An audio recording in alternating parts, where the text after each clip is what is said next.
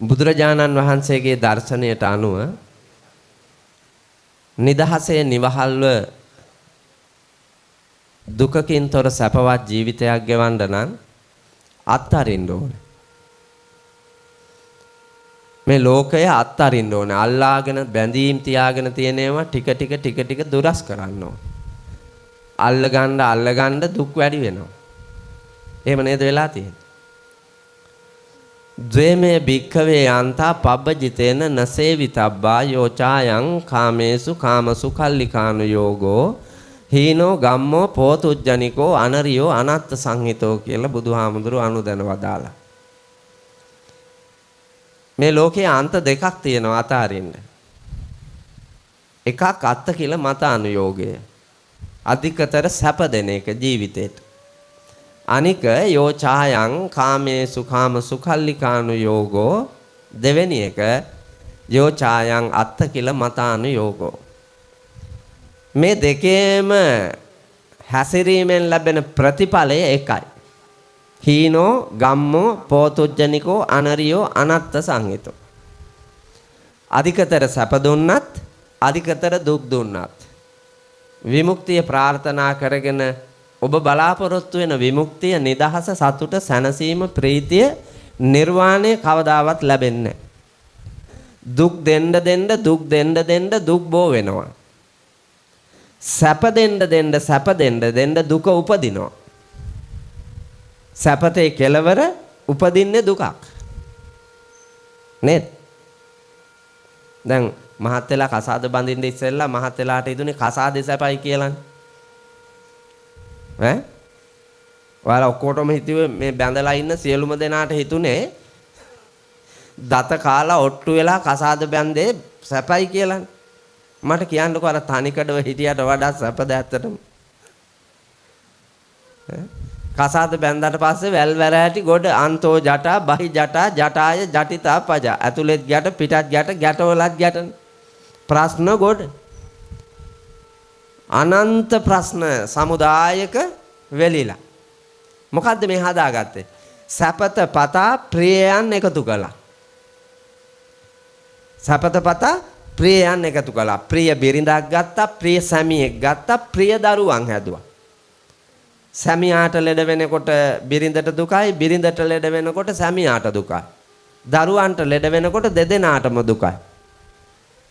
ඇයි මේ? පියේහි විප්පයෝගෝ දුක එනවා. ප්‍රියයන්ගෙන් වෙන්වීමේ භයානක දුක එනවා. ලෙඩක් හැදිච්ච ගමම්. Taman කැමති දේ නොලැබී යන දුක එනවා. දුක් උපදවා ගන්න තමයි සැප අල්ලා ගැනීමෙන් ඔබ සිද්ධ කරන්නේ. ඒක මෝඩයාට තේරෙන්නේ නැති හින්දා මෝඩකම නිසා සැප කියලා රැවටිලා අපි අල්ල ගන්නවා මේ ලෝකේ. ඇහැට, කනට, නාසයට, දිවට, ශරීරයට, මනෝභාවයන්ටනේ පුතා මේ තියෙන්නේ. සැප එකිනෙකාට වෙනයිනේ. සැප එක එක්කෙනාට වෙනයි. කරවිල කන එක එක්කෙනෙකුට සැපයි. කරවිල කන එක තව එක්කෙනෙකුට දුකයි. සැප විවිධයි. සුමනා විවාහ කරගන්න එක සිරිපාලට සැපයි. ගුණපාලට දුකයි. එහෙනම් ගුණපාල බිරිඳ අතාරිනකොට සිරිපාල බඳිනවා. එහෙම නෙවෙන්නේ. සැප වෙනස් එකිනෙකාට. එකිනෙකා දකින්න විදිය ලෝකය. නානත් කාය නානත් සංඥා. මේ ලෝකයේ එක එක්කෙනාගේ ජීවිත විවිධයි. විවිධ ජීවිත මත ඇති වෙන හැඟීම් ඒත් විවිධයි. රැස් කරගනු ලබන කුසල අකුසල ශක්තියින් විවිධයි. ඒ නිසා මේ ඉපදිලා ඉන්න සංසාර ගමනේ මේ කෙටි නවාතැන් පොලේ ඔයාලා ඔක්කොම බලන්න එක්කෙනෙකුට එක්කෙනෙක් වෙනස්නේ. මනුස්ස ලෝකෙම තමයි. හැබැයි එක්කෙනෙකුට එක්කෙනෙක් වෙනස්. ආයු ප්‍රමාණය වෙනස්. නිරෝගී භාවයන් වෙනස්. රූප ස්වභාවයන් වෙනස්. බුද්ධි මට්ටම වෙනස්. සියල්ලම වෙනස්. හැබැයි ඔක්කොම මනුලොව තමයි. ඒකනේ සමාන කරන්න බැරි. විවාහයක පොරොන්දම් බැලුවාට කවදාක්වත් දෙන්නේ කවදාක්වත් ගලපන්න බෑනේ පුතා. මේ ලෝකේ ඔහොම නෙමෙයි මොන යතිවරයා ගලපලා පෙන්නුවත් මේ දෙන්නාගේ විවාහයට ගැලපෙනවා කියලා ගැලපෙන්නේ. මොකද කරන්න ඕනේ? නොගැලපෙන තැන් ගලපාගෙන උපක්‍රමශීලීව ජීවත් වෙන්න ඕනේ. ඒකනේ මේ කරන්නේ. නොගැලපෙන තැන් ගලප ගන්න ඕනේ. ගලපාගෙන ගැටෙන්නේ නැතුව යන්න වීරිය කරන්න ඕනේ. මේ හම්බෙලා තියෙන පුංචි මනුස්ස ජීවිත කාලයේදී මනුස්සකමට නිගා කරගන්නේ නැතුව අපායට මග හදාගන්නේ නැතුව දෙව් මිනිස් දෙගතියෙහි සැප කෙලවර උතුම් නිවනින් සැනසීම පසක් වනතුරු වීරිය වඩන්නයි තියෙන්නේ සත්‍ය උදෙසා. ඒකට මග කියන්නට පාර පෙන්වන්නට ලෞතර බුදුරජාණන් වහන්සේ පෙන්වා වදාළ ධර්ම කාරණා කීපයක් අද දවසේ මේ වෙනුවෙන් තෝරාගෙන ඔබට මට අපට ප්‍රයෝජන ගැනීම සඳහා පාවිච්චි කරනවා. ජීවිතේ දකින්න යෝනන්නේ ඒ ඔස්සේ බොහෝ දේ කියන්න ඕනේ. පුංචි කාරණාවක් දෙකක් අහුවාම ඔබට ලස්සන ගමනක් යන්නට පුළුවන්කම තියෙනවා. බුදුරජාණන් වහන්සේ අනුදැන වදාළ ශ්‍රී සද්ධර්මයට එකඟව අද දින මේ පුංචි ළමයි ඉන්න හින්දා මං චූටි වෙනසක් කරලා කියන්න උත්සාහයක යෙදෙන්නේ. සාමාන්‍ය සරල අනුශාසනාවක් හැටියට. පින්නතුනි බුදුරජාණන් වහන්සේ අනුදැන වදාළ ගැඹුරු ධර්ම කාරණා තියෙනවා සරලව බලලා අපිට තේරුම් ගන්න පුළුවන්. බුදුහාඳුරෝ දේශනා කොට වදාළ ධර්ම කාරණා ඔක්කොම ගැඹුරුයි තමයි. හැබැයි ඒවා සරලව අපේ ජීවිතයට ප්‍රයෝජනයට ගන්න පුළුවන්. මෙලව නිවන්න සහ පරලොව නිවන්න. මෙලව සැනසෙන්න සහ පරලොව සනසා ගන්න. මෙලව දුක් නිවා ගැනීමෙන් සසර දුක් නිවන්න. මෙලව සැප විඳින ගමන් පරලොව සැපත විඳින්නට ඔබට වටිනා මගක් මේ ධර්ම කාරණා ඔස්සේ ගොඩනගන්න පුළුවන්. සබ්බ දානං ධම්ම දානං ජිනාති කියලා බුදුහාමුදුරුවෝ අනුදැන වදාලා. සියලු දානයන් පරදවලා ධර්ම දානය තමයි ඉදිරියෙන් තියෙන්නේ. හේතුව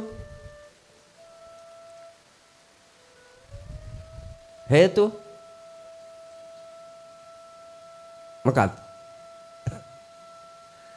මේ භෞතික ලෝකයේ ඔක්කොම පුතා කුණු වෙනවා. දැන් උදේ මේ පන්සලට දානෙ ගෙනාවා නම් ඒ උදේ ගෙනාපු දානේ දානශාලාවේ කොහේ හරි තැනක තියෙනවා නම් තව මාස් කරලා නැතුව කුණු බඳුනක හරි දාලා තියෙනවා නම් අරන් බලමු. ඒ උදේ ගෙනාපු දානයකින් ටිකක් අරගෙන උදේ දානෙ ගෙනාපු ඒ උපාසක උපාසිකාවන්ගේ නහයටම අල්ලමුකෝ බලන්න. එක පාරටම තිගැස්සෙලා ජරාවක් කියලා කියනවා. ගන්ධසාරේ බෑ මොකද්ද කුණු ගොඩක් නහයට ඇල්ලුවා. එයා දන්නේ එයා උදේ ගෙනාපු දානේ බව එයා දන්නවද? දන්නේ. දැනගෙන හිටියත් එයාට කියවෙනවා. ඒක ඇත්ත. දැන් ඔබේම ආදරණීය මිනිහා මැරුණොත් ජයසිංහ මහත්තයා මැරුණොත් එහෙම ජයසිංහ නෝනා මොනා කරයිද? රෝස් කරලා තියාගෙන වන්දනා කරයි. නෑ දැහැයොත් එක්ක අහුවෙලා දවස් දෙක යනකොටම මේ කවවල දාමුකෝ. මේ කවවල දාමු කියලා කියනවා මන් දන්නවා. ජයසිංහ මැතිනියට ඒ වැඩේ වුණත් ජයසිංහ මහත්තයා කොච්චර ආදරෙන් හිටියත් මෙවුන් දවවල දාමු කියලා වල දානවා. කවුරුවත් තියාගන්නවද? නෑ. හේතුව ගඳට කැමති නෑ. කුණට කැමති නෑ.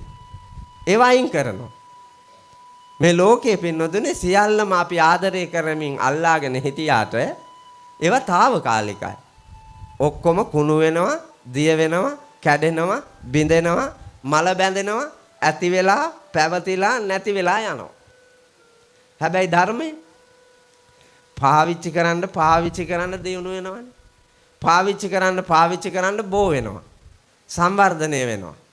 පාවිච්චි කරන කෙනාට නිදහස ඇති වෙනවා. සතුට ඇති වෙනවා. සැපත ගෙනෙනවා. නිර්වුල් වෙනවා. මෙලව ජය ගන්නවාseම පරලොව ජය ගන්නවා. භෞතිකවත් පෝසත් වෙනවා. ආධ්‍යාත්මයෙන්ුත් පෝසත් වෙනවා. ජීවිතයේ පින්නතුනි අත්හල යුතු දේ අත්හරින්නට මඟ පෑදෙනවා.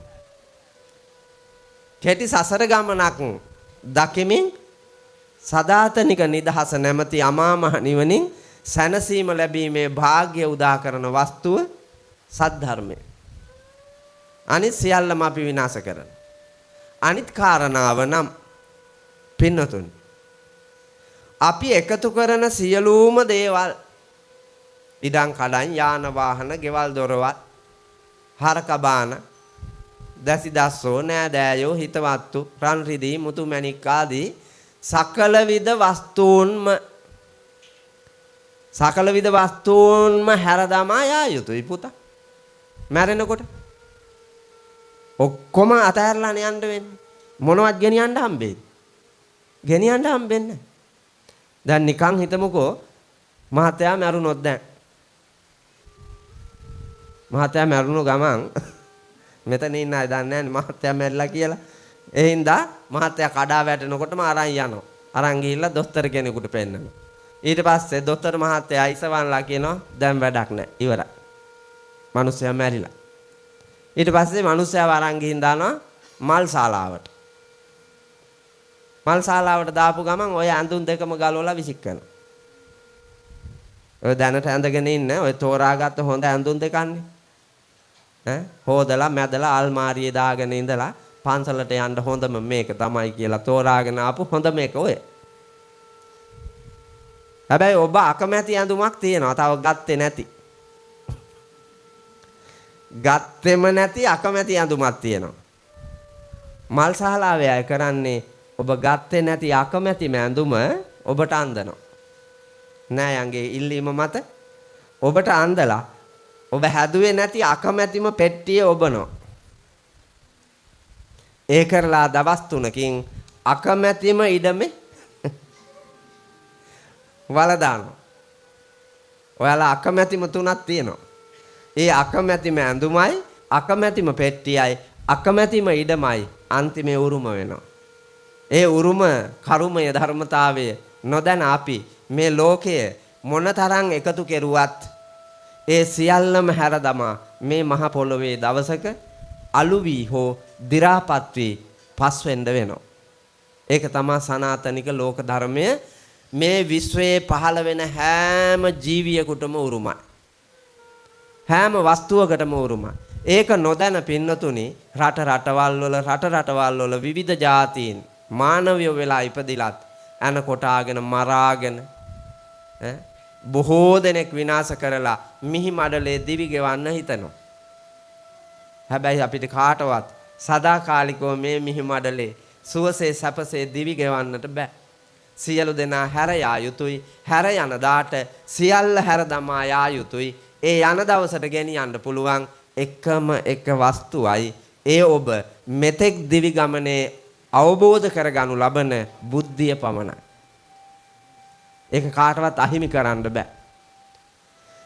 තුබූ තනක සොර සතුරං ගත නොයනයි සැඩ මනවත් වතුරෙන් වල නොයනා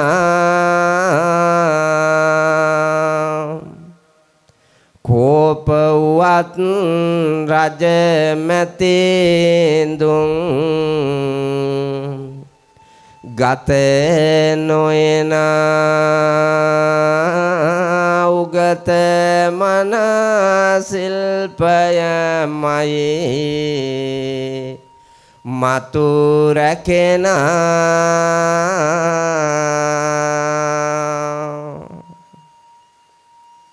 මේ ලෝකේ අපිට චූටිම කාලේ අපේ ගුරුවරු පුරුදු කරපු කවි ගාථා සලෝක ටික දැම්මතක් වෙනකොට ඒ කාලේ ගුරුවරු ළමයෙකුට දෙන්නම ඕන වස්තුව තමයි දීලා තියෙන්නේ. එකතු කළ යුතුයම දේ තමයි චූටි කාලෙම අපිට උගන්වලා තියෙන්නේ. මේ ලෝකයේ පින්නතුනි මොන තරම් වස්තුව හම්බ කෙරුවත් ගංගාවක් පිටාරේ දාලා මුහුද ගොඩ ගලලා දියඹට අහුනොත් සියල්ල ගසාගෙන යනවා.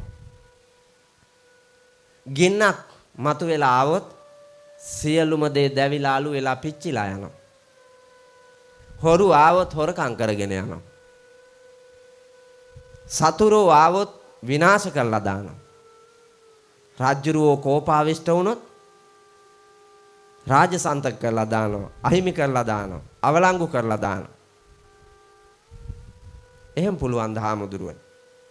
ගංගදියට යන්න පුළුවන්, ගින්නට ගිනි ගන්න පුළුවන්, හොරුන්ට ගන්නත් පුළුවන්, සතුරෝ විනාශ කරන්නත් පුළුවන්, රාජ්‍යරුවන්ට පුළුවන් අපේවුව ගන්න. නිත්‍යානුකූලව තියෙනේවා.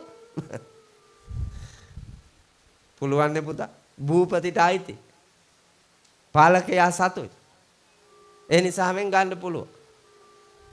අහිමි කරන්න පුළුවන්.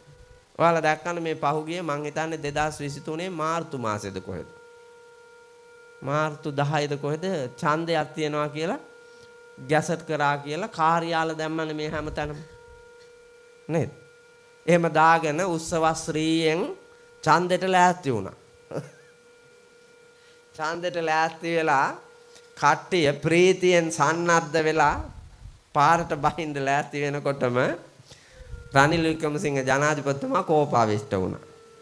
කෝපාවිෂ්ඨ වෙලා එයා එකපාරටම කිව්වා මොන ඡන්දද යකෝ?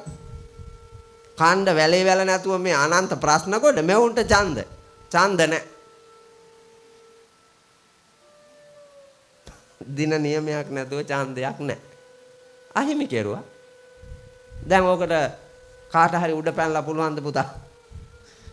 නෑ නෑ එහෙම බෑ අහිමි කරන්න. ගැසට් කරලා ඔක්කොම කරලා නිත්‍යානුකූලව සම්මත කරපු එක කොහෙන? ඈ නෑ ඒක. එහෙම තමයි. ළමයිට විභාගය තියනවා කියලා කියමුකෝ. ඈ 25 විභාගය කියලා කියමු. ජනාධිපතිතුමා නිවේදනයක් නිකුත් කළොත් එහෙම දින නියමයක් නැතුව විභාගයේ කල් දාන්න. විභාගයේ කල් දාන්න. ඒක තමයි ස්වභාවය. මෙතනින් හයිවේ එකක් යනවා. එහෙනම් දහම් සෙවණ අයින් කරන්න. හාඳුරුව ජපානයේ ඉඳලා කොච්චර උඩ පැන්නත් දහම් සෙවණ අයින් කරනවා. ඒක තමයි බලය. ඒක තමයි නිලයේ තියෙන ස්වභාවය. හැබැයි ජනාධිපතිතුමා කොච්චර උඩ පැන්නත් මංගාව තියෙන බුද්ධිය එයාට ගන්න පුළුවන්. බෑනේ. මේ මිනිහෙක් ගාව තියෙන බුද්ධිය අහිමි කෙරුව හැකිද? අහිමි කරන්න බෑ. ඒක මරණයෙන් සමුගෙන යන්න මරලා දැම්මා කියන්නකො. මරලා දාන වෙලාවෙත් බුද්ධිය පෝසත් කරගෙන මැරුණ හැකි. එයාට ගන්න බෑ. මැරෙන මිනිහා ඥානාන්විතව බුද්ධිය පෝසත් කරගෙන මිනි මරුවාටද මෛත්‍රිය කරමින් මහා කුසලයක් සිද්ධ කරගෙන මරණයට යනකොට බුද්ධියෙන් මුහුකුරා ගිය උත්තම මිනිහෙක් හැටියට සංසාර ගමන ආලෝකමත් කරගන්නවා. බුද්ධිය විතරයි පුතා ශ්‍රේෂ්ඨ ගමනකට අපට යන්නට මගපෙත හදන උතුම් වස්තුව. ඒ බුද්ධිය පසක් කරන උතුම්ම දාණය තමයි මේ වෙලාවේදී ජයසිංහ මහත්මාණන් මැතිණියන් මේ ශ්‍රී ලංකා ද්වීපයට හදිසියෙම ඇවිල්ලා තමන්ගේ මව්බිමට ඇවිල්ලා නෑදෑයෝ හිත මිත්‍රාදීන් සහ සම්බන්ධ කරගෙන දහම් සෙවණ විහාරීය විහාරාධිපතීන් වහන්සේ ඇතුළු ආර්ය මහා සංඝරුවනේ අවවාද අනුශාසනා ලැබමින් ඔබට මේ පූජා කරනු ලබන්න. ඒ උත්තරීතර සද්ධර්ම දේශනාව ශ්‍රවණය කරන්නට සපැමිණි ඔබ හැම දෙනාටම මේ උතුම් ධර්මයේ බලය කරන කොටගෙන ජයසිංහ පරම්පරාවේ ජන්මාන්තරගත වෙච්ච සියලුම සතර වරිගයක නෑයෝ පිංගණ්ඩ වින්නවා නම් ඒ හැම දෙනාටමත් ඒ වගේම සංසාර ගමනේ එක්කාසුණු බැඳුණු නෑ හිත මිතුරෝ රෝගාතුරව සිටී නම් ඒ සියලු දෙනාට නිරෝගී භාවයේ පිණිසත් ඒ වගේම වයෝවෘද ගුණෝද තපෝද යම් මානව සම්පතක් වේද ඒ සෑම දිනාටම චිර ජීවනයේ රැකවරණය සඳහා ආශිර්වාද පිණිසත් ඔබට මට අපට මෙලොව පරලොව දෙගතියෙහි සැප කෙලවර උතුම් නිවනින් සැනසීම පතා මේ ධර්මානුශාසනාව මේ අනුශාසනය හේතු වාසනා වේවා වෙත්වා වෙම්වා කියන හැඟීමෙන් සාදු කියලා ප්‍රාර්ථනා කරමින් බණ පදයක් අහමු. මං අද සුවිශේෂී මාතෘකාවක් ලැබුවේ නෑ ඔබට. මට හිතුණා මේ චූටි කිරිසප්පියෝ වැඩි වෙලා තියාගන්න බෑ කියලා. හේන් කිරිසප්පියෝ වැඩි වෙලා තියාගන්න බෑ. හැබැයි ඒත් මං ඔබට ලෞතර බුදුරජාණන් වහන්සේ පෙන්වා වදාළ ගැඹුරු ධර්ම කාරණාවක් සරලව කියන්න උත්සාහය දෙනවා. ලෞතර තථාගත අමාමෑණී බුදුරජාණන් වහන්සේ දේශනා කොට වදාළ ගැඹුරු සූත්‍ර දේශනාවක් තියෙනවා. ධම්සප්පවතුන් සූත්‍රය.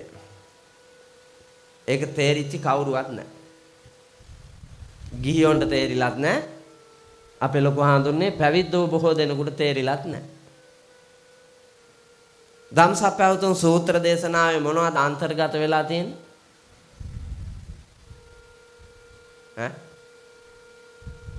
මොනවාද අන්තර්ගත සාරය?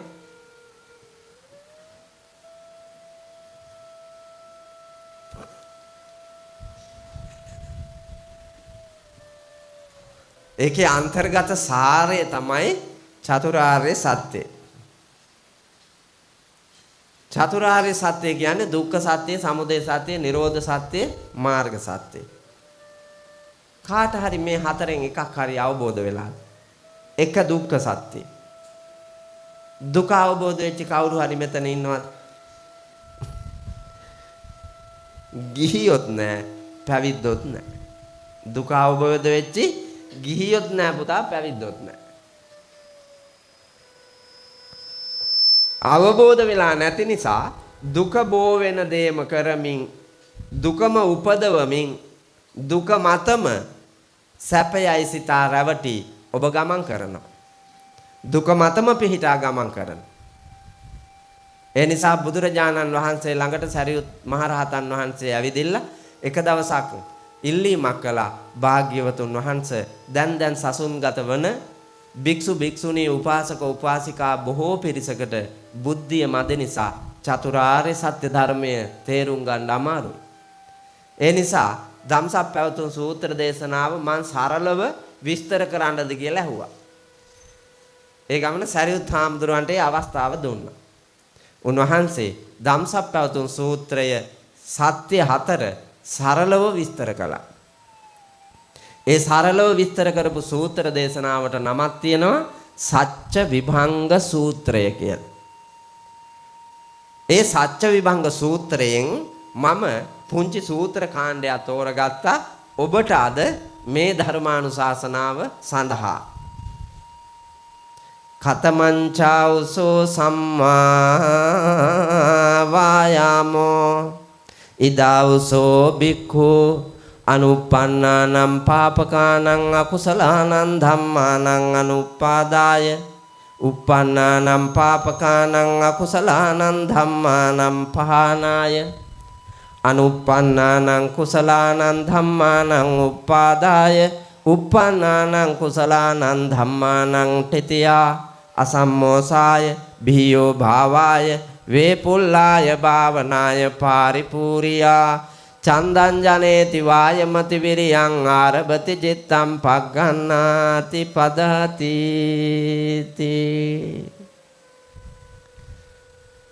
සම්මා වායාම යහපත් වෑයම ආර්ය මාර්ගයේ එක මාර්ගාංගයක්. නිර්වාණයට යන්න කැමති නම්, සෝවාන් වෙන්න කැමති නම්, සකෘදාගාමි වෙන්න කැමති නම්, අනාගාමි වෙන්න කැමති නම්, අරහත් මාර්ගයට එන්න කැමති නම් ඔබ වැඩි යුතු උතුම් වීරිය ධර්මය මේ භෞතික ලෝකයේ උගත් බුද්ධිමත් කීර්තිමත් පෝසත් මිනිහෙක් වෙන්න කැමති නම් වැඩි යුතුම වීරිය ධර්මය. ඔය වියග්ගපජ්ජ සූත්‍රයේදීත් බුදුරජාණන් වහන්සේ භෞතික සැප සම්පතින් පිරුණු සෞභාග්‍යමත් මිනිසෙකු වීම සඳහා ක්‍රියා කළ යුතු විදිය දේශනා කරද්දී උන්වහන්සේ අනුදැන වදාලා චත්තාරෝ මේ වියග්ගපජ්ජ ධම්මා කුලපුත්තස්ස ditta ධම්ම හිතාය ditta ධම්ම සුඛාය සම්වත්තති කතමේ චත්තාරෝ උත්ථාන සම්පදා ආරක්ක සම්පදා කල්යාණ මිත්තතා සමජීවිකත. ඒකෙත් මුලදිම කියනවා උත්ථාන සම්පදා නොපසු බස්නා වීර්යයක යෙදෙන්න කියලා. මොනවටද?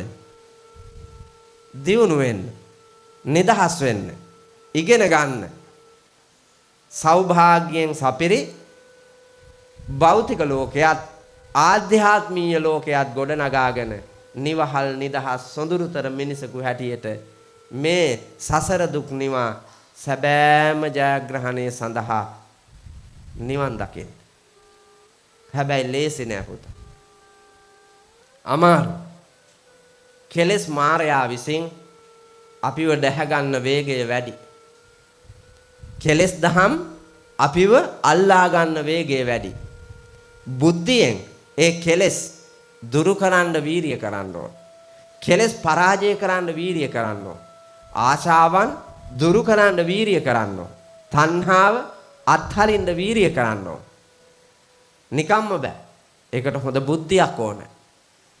බුද්ධියෙන් මේ රවටන ලෝකය දිහා දකින්න බලන්න විඳින්න අවශ්‍යයි. එතකොටයි සත්‍ය වූ ලෝකය අපිට ග්‍රහණය වෙන්නේ. සම්මා දිට්ඨිය. සම්මා දිට්ඨියෙන් යහපත් වූ දැකීමෙන්. ඒකට වීරිය කරන්න. පළවෙනි වීරිය ආකාර 4කට විස්තර වෙනවා. පළවෙනි එක අනුප්පන්නානම් පාපකානම් අකුසලානම් ධම්මානම් අනුප්පාදාය. ලේසි තැනකින් වීර්ය පටන් ගන්න තියෙන. මෙච්චර කාලයක් නොකරපු පව් නොකර ඉන්න වීර්ය කරන්න. නාකි උනාට කමන්නේ. නොකරපු පව් නොකර ඉන්න වීර්ය කරන්න. ස්වාමීන් වහන්සේ ඉතුරු වෙලා නැත්තම් දැන් කරන්න තිබ්බා ඔක්කොම කරලා ඉවරයි. ස්වාමීන් වහන්සේ ඉතුරු වෙලා නැහැ. කවුද එහෙම හිතන්නේ? හීනමානෙන් බලන් දෙපා. අපි එච්චර පව්කාර නැහැ. ඔබ හිතුවාට දැන් මේ ගමේම ඇවිදලා මේ ප්‍රදේශයේම ඇවිදලා මත්තේ ගොඩම ඇවිදලා මට ගෙනත් දෙන්නකො මේ පළාතේ ඉන්න පව්කාරම අපරාධ කරුවා. මම පෙන්නනවා ඌට වඩා අපරාධකාරයෝ මෙතන. ඌට වඩා අපරාධකාරයෝ මට මෙතන පෙන්වු හැකි. හේතුව අපි අනුන්ගේ කුණු හෙව්වට පුතා අපේ කුණු දැකලා නැහැ. අපි අනුන්ගේ කුණු හොයනවා අපේ කුණු බලන්නේ නැහැ. ඒ හින්දා අර අනුන්ගේ වැරදි අපිට තක්සේරු වෙනවා. අපේ වැරදි තක්සේරු නැහැ. මැනීම් නැහැ. එහෙම තක්සේරු කරලා බෑ. එක තමා දෙස බලන්න. දෙක ලෝකයේ දෙස බලන්න. තමා දෙස බලමින් තමා නිවැරදි වෙමින් ලෝකයේ දෙස බලා ලොව නිවැරදිදයි ඔබ අධ්‍යයනය කරන්න. ඔබට ලෝකය නිවැරදි කරන්න පුළුවන් නම් ඒ සඳහා වීරිය වඩන්න. ඔවුන්ව යොමු කරන්න. ඒකටයි මහන්සි වෙන්න ඕන. ඒ නිසා එක නොකරපු පව් නොකර ඉන්නේ. බුදුහාමුදුරුවන්ගේ දර්ශනයේ කෙලෙස් ධර්මයන් පිළිබඳව විග්‍රහයක යෙදෙන රේරුකානේ චන්දවිමල නායක හාමුදුරුව පොතක් ලියනවා කෙලෙස් 1500 කියලා. පොතේ නම කෙලෙස් 1500. තෝරා ගන්නා ලද කෙලෙස් 1500ක් ඒකේ තියෙනවා. පාපයන් ජනනය කරන වැරදි ක්‍රියාවන් 1500ක්. හිත කය වචනය තුන්දොර සිදු කරනු ලබන. පිනතුනි මේ කෙලෙස් 1500න් මෙතන පෞකාරයාම තෝරවුවොත් 100ක් කරලා ඇති. අර කෙලෙස් දහම් 100ක් ඔබ මේ වෙනකොට අහුවෙලා ක්ලේශ කර ධර්මයන් මත පව් සිද්ධ කරගෙන ඇති. තව කීයක් තියෙනවද? තව 1400ක් තියෙනවා පුතා. මේ නාකි වයසට එනකන් 100යි ඉවර. තව 1400ක් තියෙනවා. මැරෙන්න ඉස්සරලා 1400ම කණ්ඩත් පුළුවන් ඕන. හැබැයි එකක්වත් කඩ වෙන්න නොදී රැකෙන්නත් පුළුවන්. නාකි වෙන්න පරිස්සම් වෙන්න ඕන. වැඩිහිටි වෙන්න පරිස්සම් වෙන්න ඕන. ඇයි? වැඩිහිටි වෙන්න තමයි පාපයට නැමෙන ප්‍රමාණය වැඩි වෙන්නේ. නෑනේ ස්වාමීන් වහන්සේ නාකි වෙන්නනේ අපි සිල් ගන්න යන්නේ. සිල් ගන්න යනවා කියලා ඔය වැඩක් කරනවා නේද? ඕක මායාවක්නේ. ඈ? මායාවක් නෙමෙයිද? ඇත්තටම සිල් ගත්ත මිනිහකෝ. මිනිහා හරි ගෑණි හරි. ඒ ස්වාමීන් වහන්සේ මේ මං සෙනගොඩ මැද කියන්න බැරුවට මම ඇත්තටම තමයි සිල් ගන්න කියලා ඔබට හිතෙනවා ඇති. ඔබට හිතුණට මගේ මිම්මට මම මැනලා තියෙන මිම්මට ඔබ අහුවෙන්නේ නැහැ. ඔබ ඔය සිල් ගන්නවා වාගේ උපාසක චරිතේ රඟපානවා. උපාසක චරිතේ රඟපානවා. උපාසකයාගේ චරිතයට උචිත වස්ත්‍රාභරණ ආහාරීය අභිනය ඔබට තියෙනවා. ඒකට ගැලපෙන ඇඳුම ඇඳලා ඇටමාලේ දාලා මල්ලා තෙල්ලාගෙන සාටකෙත් අරගෙන පත්කඩෙත් අරගෙන යනකොට පාරේ දකින්න අය ඔබට ඔබ සීල් ගත්තත් නැතත් ඔබව දැකපු ගමන් කියන්නේ උපාසක අම්මා කෙනෙක්. උපාසක මහත්තයෙක් කියලානේ කියන්නේ නේද? නිවනට යෑම සඳහා පාවිච්චි කරන උපාය මාර්ගය තමයි සීලය. එහි පිහිටලා යන්නේ කියලා අර මිනිස්සු උපාසක කියලා කියනවා. ඇත්තටම උපාසකද?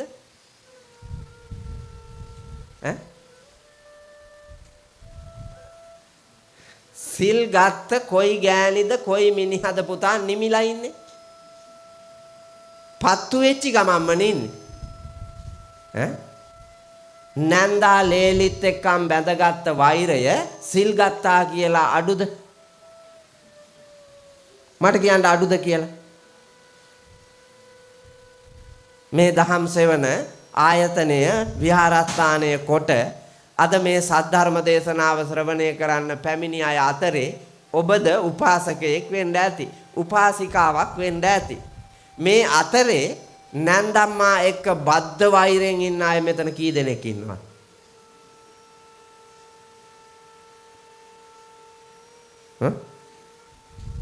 ලේලි මරාගෙන කණ්ඩ තරම් ද්වේෂයෙන් තරහෙන් ඉන්න අම්මන්ඩිලා මෙතන කී දෙනෙක් ඉන්නවද?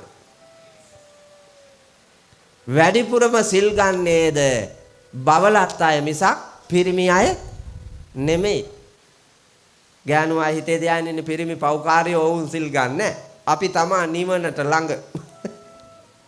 මම මේ මෑතකදී අපාය දිහා එබිලා බැලුවා ඒත් ගෑනුම තමයි ඉන්නේ. මං එබිලා බැලුවා ඒත් ගෑනුම පේලියට ඉන්නවා. කරුමේ තවන්න. ඔබ විවෘතව ප්‍රායෝගික ලෝකයේ ඇතුලේ බැලුවොත් ඔබට පේනවා ඇත්තටම ඔබ හරිද වැරදිද කියලා. මම මේ කියන නිසාවෙන් අද ගෙදර ගිහිල්ලා ඉඳගෙන එහෙම නැත්නම් රෑ නින්දට ගියාම හුදකලා වෙනවනේ තනියම නින්නේ. එතකොට ඒ වෙලාවට කල්පනා කරන්නකෝ හාමුදුරුවෝ මෙහෙම කිව්වා ඇත්තටම මං ලේලිත් එක්ක වෛරෙන්ද? මං නැන්දම්මාත් එක්ක වෛරෙන්ද? සහෝදර සහෝදරියෝ එක්ක වෛරෙන්ද? අසල්වැසියෝ එක්ක වෛරෙන්ද? මං ස්වාමියා එක්ක බද්ධ වෛරෙන්ද? බිරිඳ එක්ක වෛරයෙන්ද ඉන්නේ? පන්සලේ හාමුදුරුවොත් එක්ක අමනාපෙන්ද ඉන්නේ? වෛරයෙන්ද ඉන්නේ? මං ලෞතුරා බුදුරජාණන් වහන්සේ පෙන්වා වදාළ සැමට සෙනෙහස ආදරය කරුණාව මෛත්‍රිය දක්වමින්ද ඉන්නේ කියලා ඔබ හොඳට බලන්න ඔබ දිහා. එතකොට ඔබට පේනවා ඔබ වීර්ය කරනවද නැද්ද නිර්වාණයට, සැනසීමට, සැපතට, සෞභාග්‍යයට ඔබ වීර්ය වඩනවද නැද්ද කියලා පේනවා මේ ජීවිතේම.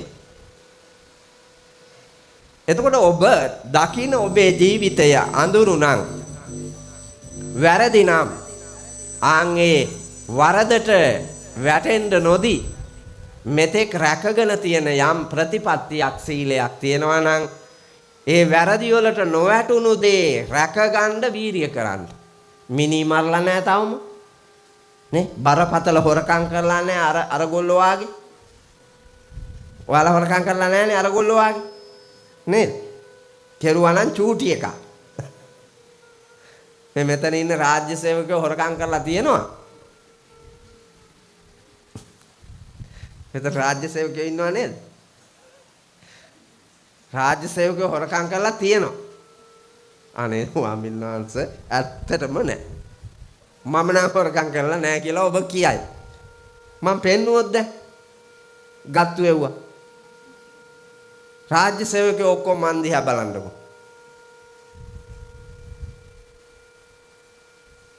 මොනවද අපිට හොරකම් කරන්න පුළුවන්?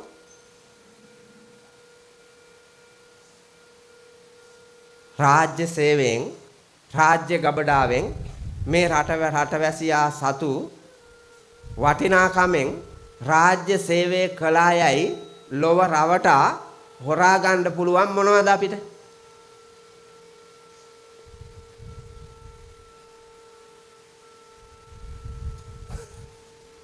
වස්තු තුනයි තියෙන්නේ. එක කාලය. සේවයට වාර්තා කළ යුතු කාලය, සේවයේ නියැලී සිටිය යුතු කාලය හොරකම් කරන්න පුළුවන්. දෙක රාජ්‍ය සේවය සඳහා කැප කළ යුතු ශ්‍රමය හොරකම් කරන්න පුළුවන්. මේ දෙකම හොරකම් කරන අතරේම ඔබ මාසේ අන්තිමට දෙන පඩිය gediya පිටින් ගන්නවා. දැන් මේ හොරකම් කරපු කාලයට කපා ගන්නෙත් නැහැ, ශ්‍රමයට කපා ගන්නෙත් නැහැ. පඩිය එනවා gediya පිටින්ම ගන්නවා. අඩු කරන්න කියනවද? මහත්තයා මට පැය 3-4ක් වැඩ කරන්න බැරි වුණා, ඒක අඩු කර ගන්නකො. එහෙම කියනවද? නෑ gediya පිටින් ගත්තු අම්මු හොරා පුතා. අම්මු හොරා. නිකන් හිතන්නකො ගුරුවරයෙක් පැයක් පමා වෙලා ඉස්කෝලේට එනවා. කාලච්ඡේද දෙකක් නේ. කාලච්ඡේද දෙකක්.